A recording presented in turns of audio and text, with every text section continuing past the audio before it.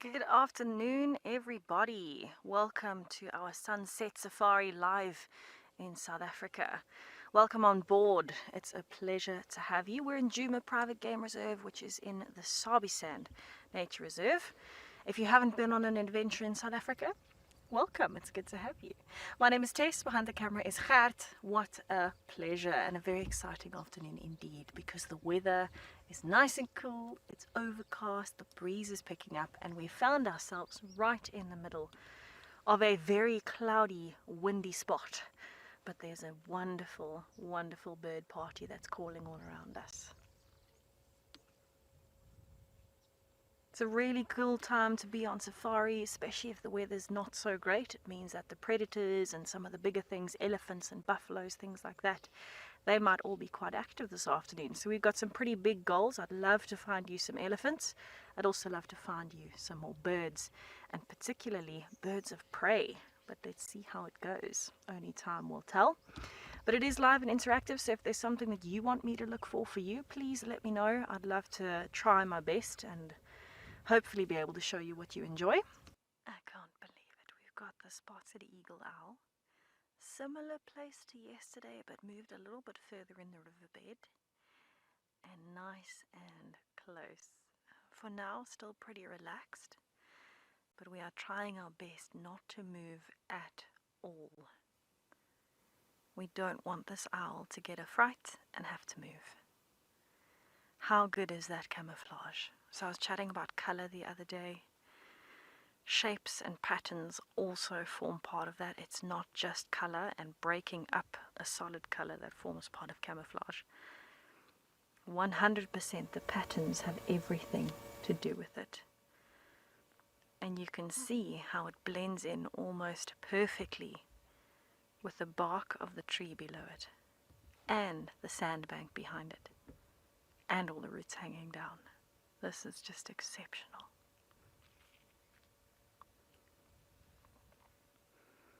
Doesn't seem too bothered about us at the moment. It's focusing on smaller movements somewhere. Oh, look at the pupils dilating. They're getting bigger, so it's focusing in more. It's letting in more light.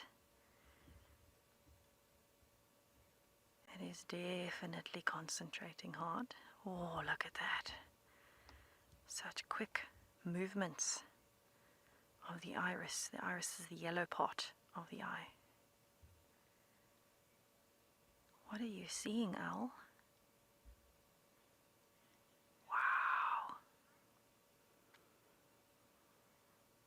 Magic Dragon Wizard, this is awesome. There are quite honestly hardly any words that could describe sitting this close to an owl, watching it give you a very grumpy stare, and you can physically see the muscles in the eye moving and working. And those little ear tufts, I mean, have you ever? So cute. We're wanting to do some birding. We're hoping the wind is going to play ball. And this Birchall starling is giving me the perfect opportunity. So the other day we were talking a little bit about the plumage. Oh, what?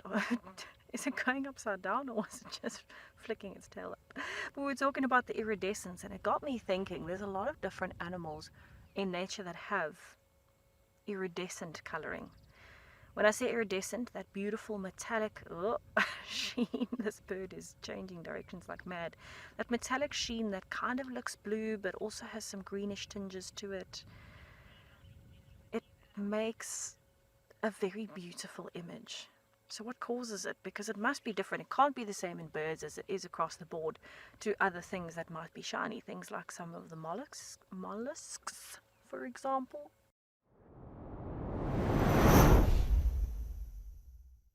The majority of the herd yesterday, they've started late about this time.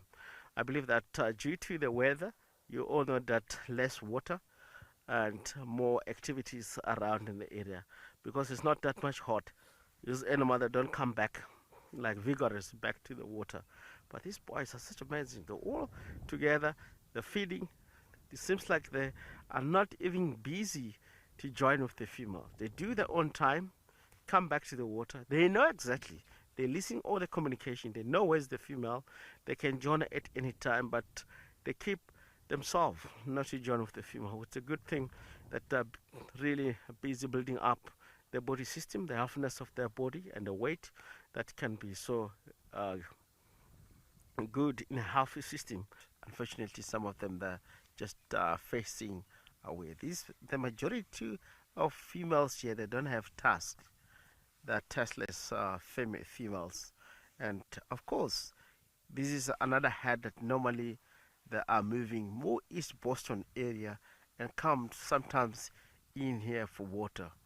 The Ndlovu Dam, it's only the water source that I know from the range, at least from here up to, if I'm not mistaken, if I want to count kilometers, it could be above 8 to 10, 12 kilometers to the east. There's no other water hole.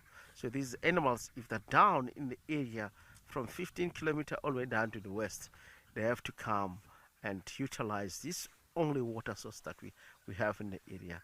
They're all living. You see, this female, she was really inside water swimming. She's feeling hot. His body is getting warm. It could be a very good sign of the female itself. You know, when a female, if she's getting into a mass, she feels his body very overheated, and she will able to really swim quite a lot. It is beautiful here. We witness. I'm not sure whether I might be really thinking about or try to be smart, but this female here, she's lonely at the moment. In most cases, we find lots of giraffe with the zebra all together. But what I'm observing here that I can read to you from this specific giraffe, she's heavily pregnant. Now it's time for her to give birth. You know, when the giraffe is about to give birth, they break out from the tail of giraffe and move at her own.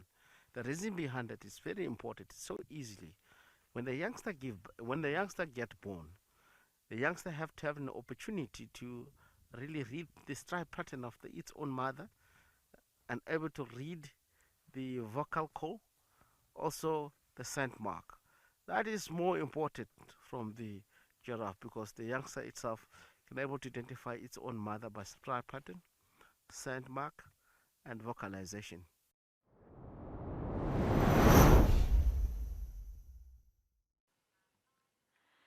We found a white-tailed mongoose.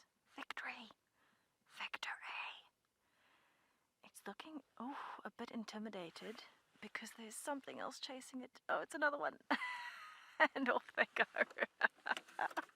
But when we're still, like we are now, watching these elephants, they've just moved away from the actual dam and they're now just in this open area to the, kind of like to the south of the dam. But when it's still like this, actually the temperature is quite pleasant. I say that as I put on gloves. My fingers are just a little cold. So I'm very, very excited that we finally got to spend time with these elephants. It looks like the same lot that we had earlier that were moving away from us in that drainage when we first started this afternoon safari. Looks like the same group. They decided that this dam was better than the one I was waiting at for them. Time for us to say goodbye. Thank you so much for joining us. It was a pleasure as usual. I'm going to leave you with the last few sounds of these elephants.